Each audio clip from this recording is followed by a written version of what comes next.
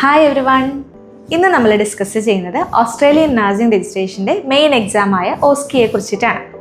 ഓസ്കി എന്ന് പറയുമ്പോൾ objective structured clinical examination. ഇതിൻ്റെ പേരിൽ തന്നെയുണ്ട്, ഇതൊരു ക്ലിനിക്കൽ ബേസ്ഡ് എക്സാമിനേഷൻ ആണ്. പക്ഷേ ഈ ഒരു എക്സാമിനേഷനിലേക്ക് പോകുമ്പോൾ പല നഴ്സസും ഫേസ് ചെയ്യുന്ന കുറേ ഇഷ്യൂസ് ഉണ്ടാവും. പ്രാക്ടിക്കൽ എക്സാം ആയതുകൊണ്ട് തന്നെ നമ്മുടെ ഇന്ത്യൻ നഴ്സസിന് അവിടുത്തെ എക്സ്പീരിയൻസ് ഇല്ലാത്തതുകൊണ്ട് ഈ ഒരു എക്സാം അറ്റൻഡ് ചെയ്യുമ്പോൾ ഇതെങ്ങനെയായിരിക്കും, ഫസ്റ്റ് സിറ്റിങ്ങിൽ തന്നെ ക്ലിയർ ചെയ്യാനായിട്ട് സാധിക്കുമോ, അങ്ങനെയുള്ള കുറേ ഡൗട്ട് ഉണ്ടാവും. മിക്കവാറും എല്ലാവർക്കും മൈൻഡിലൊരു പേടിയോട് കൂടിയിട്ട് തന്നെയാണ് ഈ ഒരു എക്സാം അറ്റൻഡ് ചെയ്യാനായിട്ട് പോകുന്നത്. എന്നാൽ ഡെസ്മ ഇൻ്റർനാഷണലിൻ്റെ കാൻഡിഡേറ്റിൻ്റെ സക്സസ് റേറ്റ് നോക്കുകയാണെന്നുണ്ടെങ്കിൽ ഓസ്കി എക്സാമാണ് ഏറ്റവും കൂടുതൽ ആളുകൾ പാസ്സാവുന്നത്, അതും ഫസ്റ്റ് സിറ്റിങ്ങിൽ തന്നെ.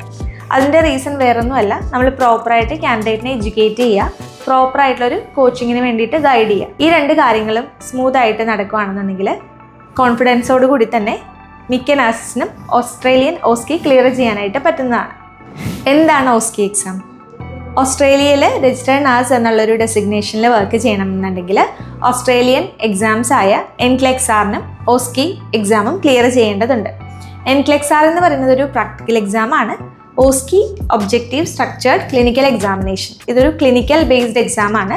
ഈ എക്സാമിനേഷനും കൂടെ കംപ്ലീറ്റ് ചെയ്ത് സക്സസ്ഫുൾ ആണെങ്കിൽ മാത്രമാണ് നിങ്ങൾക്ക് ഓസ്ട്രേലിയയിലെ രജിസ്റ്റേർഡ് നഴ്സ് ആയിട്ടുള്ള ഡെസിഗ്നേഷനിൽ വർക്ക് ചെയ്യാനായിട്ട് സാധിക്കുകയുള്ളൂ. സോ രജിസ്ട്രേഷൻ പ്രോസസ്സിൻ്റെ മെയിൻ പാർട്ട് ഏതാണെന്ന് ചോദിച്ചാൽ ഓസ്കി തന്നെയാണെന്ന് പറയേണ്ടി വരും. കാരണം ഓസ്കിയുടെ ആ ഒരു സ്റ്റേജിലാണ് കാൻഡിഡേറ്റിൻ്റെ സൈഡിൽ നിന്ന് അത്യാവശ്യം കോസ്റ്റ് വരുന്നത്. എക്സാം ഫീസ് ഏറ്റവും കൂടുതൽ വരുന്നത് ഓസ്കി എക്സാമിനാണ്.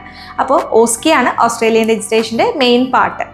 പല നഴ്സസിനും ഈ ഒരു പാർട്ട് ക്ലിയർ ചെയ്യാനായിട്ട് പേടി ഉണ്ടാവാം, പക്ഷെ അങ്ങനെ പേടിക്കേണ്ട കാര്യമില്ല. നമുക്ക് ഏറ്റവും കൂടുതൽ സക്സസ് റേറ്റ് ഉള്ളത് ഫസ്റ്റ് അറ്റംപ്റ്റിൽ ക്ലിയർ ചെയ്യുന്ന എക്സാമും ഓസ്കി തന്നെയാണ്. ഇനി നമുക്ക് ഇതിൻ്റെ ഡീറ്റെയിൽസ് നോക്കാം. ഓസ്കി എന്ന് പറയുമ്പോൾ അതിൽ ടോട്ടൽ 10 സ്റ്റേഷൻസ് ആണ് ഉണ്ടാവുന്നത്. ഈ 10 സ്റ്റേഷനിനകത്ത് ടോട്ടൽ ടൈം അലോട്ട് ചെയ്തിരിക്കുന്നത് 10 മിനിറ്റ്സ് ആണ് ഫോർ 1 സ്റ്റേഷൻ. സോ ഈ 10 മിനിറ്റ്സ് അലോട്ട് ചെയ്തിരിക്കുന്നതിൽ ആദ്യത്തെ 2 മിനിറ്റ് ക്വസ്റ്റ്യൻ വായിച്ച് മനസ്സിലാക്കാനും ബാക്കി 8 മിനിറ്റ് പ്രാക്ടിക്കൽ ചെയ്യാൻ വേണ്ടിയിട്ടുമാണ്. ഈ 8 മിനിറ്റ് മാക്സിമം യൂട്ടിലൈസ് ചെയ്ത് പെർഫോം ചെയ്യുക. അതിനുശേഷം നെക്സ്റ്റ് സ്റ്റേഷനിലേക്ക് പോയിട്ട് ബാക്കി അവിടെയും ഇതുപോലെ തന്നെ 10 മിനിറ്റ്സ് ആയിരിക്കും. 2 മിനിറ്റ്സ് ക്വസ്റ്റ്യൻ റീഡ് ചെയ്യാനും ബാക്കി 8 മിനിറ്റ് എക്സിക്യൂഷനും ആണ് വരുന്നത്. അങ്ങനെ ടോട്ടൽ 10 സ്റ്റേഷൻസ് വരും എന്ന് പറഞ്ഞല്ലോ. ഈ 10 സ്റ്റേഷനിൽ 7 സ്റ്റേഷൻ നിങ്ങൾ ക്ലിയർ ചെയ്ത് കഴിഞ്ഞാൽ എക്സാം പാസ്സായി എന്നാണ് അതിൻ്റെ മീനിങ്. ഈ പ്രാക്ടിക്കൽ എക്സാം അറ്റൻഡ് ചെയ്യുന്ന സമയത്ത് നിങ്ങൾക്ക് വേറെ ആരോടും സംസാരിക്കാനായിട്ട് സാധിക്കുകയില്ല. ഇത് അതിൻ്റെ റൂളിൽ ഗൈഡൻസിൽ തന്നെ ആപ്ര ഇൻഫോം ചെയ്തിട്ടുള്ളതാണ്. എഡ്യൂക്കേറ്റർ ഓസ്കിയിൽ അസസ് ചെയ്യുന്നത് മെയിനായിട്ട് കമ്മ്യൂണിക്കേഷൻ സ്കില്ലും ക്ലിനിക്കൽ സ്കില്ലുമാണ്. ക്ലിനിക്കൽ സ്കിൽ എന്ന് പറയുമ്പോൾ പേഷ്യൻ്റ് കെയർ വരുന്നുണ്ട്, പേഷ്യൻ്റ് സേഫ്റ്റി വരുന്നുണ്ട്. പിന്നെ ഇത് കൂടാതെ കമ്മ്യൂണിക്കേഷൻ സ്കില്ലിനകത്ത് വരുന്നത് പേഷ്യൻറ്റിൻ്റെ ബൈസ്റ്റാൻഡറിനോടോ ഫാമിലിയോടോ എങ്ങനെയാണ് അപ്രോച്ച് ചെയ്യുന്നത്, എങ്ങനെയാണ് കാര്യങ്ങൾ പറഞ്ഞ് മനസ്സിലാക്കി കൊടുക്കുക, പിന്നെ പേഷ്യൻസിനോടുള്ള അപ്രോച്ച് എങ്ങനെയാണ്. അതുകൂടാതെ ഈ ഒരു ഓസ്ട്രേലിയയിൽ വർക്ക് ചെയ്യുന്ന നഴ്സ് അവരുടെ വർക്കറിനോട് അല്ലെങ്കിൽ സെയിം ഹെൽത്ത് കെയർ ഡിപ്പാർട്ട്മെൻറ്റിൽ വർക്ക് ചെയ്യുന്ന സെയിം ഡെസിഗ്നേഷനുള്ള ആളോട് എങ്ങനെ കമ്മ്യൂണിക്കേറ്റ് ചെയ്യുന്നു. കാരണം ഒരു ഷിഫ്റ്റ് കഴിഞ്ഞതിന് ശേഷം നമ്മളത് ഹാൻഡ് ഓവർ കൊടുക്കുമ്പോൾ എങ്ങനെയാണ് പ്രോപ്പറായിട്ട് ഹാൻഡ് ഓവർ കൊടുക്കുക, അതും കമ്മ്യൂണിക്കേഷൻ സ്കില്ല് വരുന്നൊരു കാര്യമാണ്. ഇതിനകത്ത് ഡോക്യുമെൻറ്റേഷനും വരുന്നുണ്ട്. കാരണം ഇതിൻ്റെ മെഡിസിൻ കാര്യങ്ങളൊക്കെ ഡോക്യുമെൻറ്റ് ചെയ്തിട്ടായിരിക്കുമല്ലോ ഒരു സ്റ്റാഫ് വരുമ്പോൾ നിങ്ങളത് ഹാൻഡ് ഓവർ ചെയ്യുന്നത്. സോ ഇതൊക്കെ എഡ്യൂക്കേറ്റർ അസസ് ചെയ്യുന്നതാണ്. ഓസ്കിയുടെ റിസൾട്ട് വരുമ്പോൾ ഇതും ഒരു ക്രൈറ്റീരിയ ആയിട്ട് വെച്ചിട്ടുണ്ട്.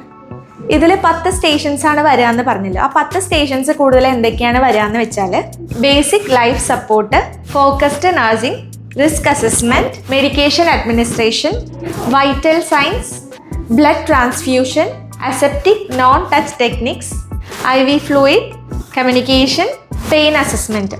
ഇത് ഞാനിപ്പോൾ എക്സാമ്പിൾസ് പറഞ്ഞതാണ്. ഇതുപോലെ 10 സ്റ്റേഷൻസ് മാറിയിട്ടൊക്കെ ആയിരിക്കും നിങ്ങൾക്ക് വരിക.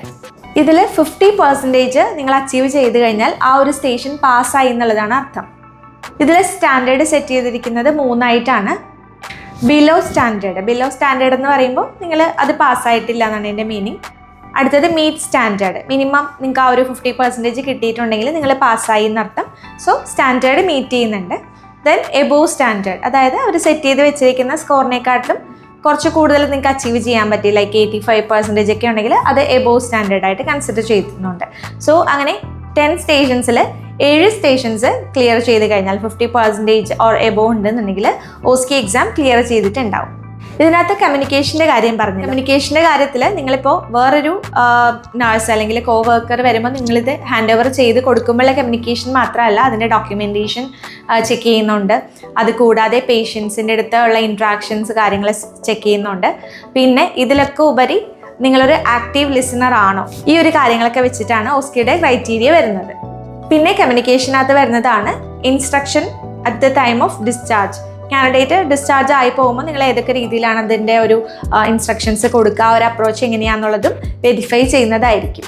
ഓസ്കിയുടെ സ്റ്റേഷൻ അറ്റൻഡ് ചെയ്യുന്ന സമയത്ത് ഒന്നെങ്കിൽ സിമുലേറ്റഡ് പേഷ്യൻസ് ആയിരിക്കും, അതല്ലാന്നുണ്ടെങ്കിൽ മാനിക്കിൻസ് ആയിരിക്കും. ഒരു ദിവസം മാത്രം കണ്ടക്ട് ചെയ്യുന്ന ഒരു എക്സാമാണ് ഓസ്കി എക്സാമിനേഷൻ. അപ്പോൾ നിങ്ങൾ ഓസ്കി എക്സാമിന് വേണ്ടിയിട്ട് ട്രാവൽ ചെയ്യുന്ന സമയത്തൊക്കെ ആകെ ഒരു എക്സാം ഡേ എന്ന് പറയുന്നത് 1 ഡേ ആണ്. പക്ഷേ ഒരു ദിവസമാണെങ്കിലും ഇതിൻ്റെ അവേഴ്സ് ഒരു 4 മണിക്കൂറൊക്കെയാണ് വരുന്നത്. ഒരു ദിവസം 3 സെഷൻസ് ആയിട്ടായിരിക്കും ആപ്ര അത് നടത്തുന്നത്. സോ 3 സെഷനായിട്ട് നടത്തുമ്പോൾ മാക്സിമം നഴ്സസിന് ഓസ്കി എക്സാം അറ്റൻഡ് ചെയ്യാൻ പറ്റുന്ന ഒരു രീതിയിൽ തന്നെയാണ് ആപ്ര ഇത് പ്ലാൻ ചെയ്യുന്നത്. ഓസ്കി എക്സാമിന് പോകുന്ന ടൈമിൽ നിങ്ങൾ ഫോർമൽ ഡ്രസ്സിലായിരിക്കണം പോകേണ്ടത്. ഏതൊക്കെ ഡ്രസ്സാണ് വെയർ ചെയ്യാൻ പറ്റുന്നത് അല്ലെങ്കിൽ ഏതൊക്കെ ഡ്രസ്സ് യൂസ് ചെയ്യാൻ പാടില്ല എന്നുള്ളതൊക്കെ ഓസ്കിയുടെ ഗൈഡ് ലൈൻസിൽ കൊടുത്തിട്ടുണ്ട്. മാക്സിമം എല്ലാവരും അത് വായിച്ചു നോക്കിയിട്ട് മാത്രം പോവുക. കുറച്ച് എക്സാമ്പിൾസ് പറയുകയാണെങ്കിൽ ജീൻസ് വെയർ ചെയ്യാൻ പാടില്ല എന്ന് പറഞ്ഞിട്ടുണ്ട്, ട്രാക്ക് സ്യൂട്ട്സ് വെയർ ചെയ്യാൻ പാടില്ല, single top or locket tops wear ചെയ്യാനായിട്ട് സാധിക്കില്ല. ഡ്രസ്സിങ്ങിൽ മാത്രമല്ല അതല്ലാതെ ഓവറോൾ അപ്പിയറൻസിലും ശ്രദ്ധിക്കേണ്ട കാര്യങ്ങൾ ആപ്ര പറഞ്ഞിട്ടുണ്ട്. ഇപ്പം നിങ്ങൾ ഓർണമെൻറ്റ്സ് ഇടുകയാണെങ്കിൽ വളരെ ലൈറ്റ് ആയിട്ടുള്ളത് മാത്രം യൂസ് ചെയ്യുക, ലൈക്ക് വെഡ്ഡിങ് ചെയിൻ അങ്ങനത്തെ കാര്യങ്ങൾ മാത്രമാണ് യൂസ് ചെയ്യാനായിട്ട് പാടുള്ളൂ. പിന്നെ നിങ്ങളുടെ ഹെയർ അഴിച്ചിടാനായിട്ട് സാധിക്കില്ല. സോ ഇത് ബേസിക്കായിട്ട് നഴ്സസിന് അറിയാവുന്ന കാര്യങ്ങൾ, ആ സെയിം കാര്യങ്ങൾ തന്നെയാണ് ഓസ്കിയുടെ എക്സാമിനേഷന് പോകുമ്പോഴും നിങ്ങൾ ഫോളോ ചെയ്യേണ്ടത്. ഓസ്കിയുടെ എക്സാം അറ്റൻഡ് ചെയ്യാൻ പോകുന്ന ടൈമിൽ നിങ്ങൾ എക്സ്ട്രാ എക്യുപ്മെൻറ്റ്സോ കാര്യങ്ങളൊന്നും കൊണ്ടുപോകേണ്ടതില്ല. പെന്നും സ്റ്റെതസ്കോപ്പും ഒക്കെ അവർ പ്രൊവൈഡ് ചെയ്യുന്നതാണ്. എക്സാം കയറുന്ന ടൈമിൽ നിങ്ങൾ ഫോൺ സ്വിച്ച് ഓഫ് ചെയ്തിട്ട് ഒരു ട്രേയിൽ വെക്കേണ്ടതാണ്. അതും ബേസിക് ആയിട്ടുള്ള കാര്യങ്ങൾ തന്നെയാണ്. പിന്നെ എന്തെങ്കിലും മെഡിക്കേഷനോ കാര്യങ്ങളോ ഇൻ ബിറ്റ്വീൻ എടുക്കേണ്ട കാൻഡിഡേറ്റ്സ് ആണെങ്കിൽ അത് നിങ്ങൾ നേരത്തെ എക്സാമിനറിനോട് കമ്മ്യൂണിക്കേറ്റ് ചെയ്യേണ്ടതുണ്ട്. സോ മെയിനായിട്ട് ഇത്രയും കാര്യങ്ങളൊക്കെയാണ് വരുന്നത്. ഇനി എങ്ങനെയാണ് ഓസ്കി ഈസി ആയിട്ട് ക്ലിയർ ചെയ്യാൻ പറ്റുന്നതെന്നുള്ളൊരു ടിപ്സ് നോക്കാം. അത് മാക്സിമം എല്ലാവരും പ്രോപ്പറായിട്ടുള്ള ഒരു കോച്ചിങ് തന്നെ എടുക്കാനായിട്ട് നോക്കുക. നമ്മുടെ നാട്ടിലെ ലോക്കൽ കോച്ചിങ് ഒക്കെ അവൈലബിൾ ആണ്, പക്ഷെ നമ്മളത് റെക്കമെൻഡ് ചെയ്യാറില്ല.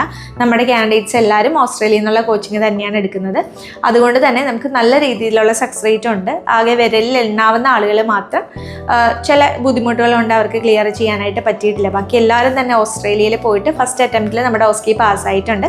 അത് ഡെസ്മയുടെ ഒരു അസറ്റ് തന്നെയായിട്ട് നമുക്ക് പറയാനായിട്ട് സാധിക്കും. പിന്നെ ഇതിൽ വരുന്നത് ടൈം മാനേജ്മെൻ്റ് ആണ്.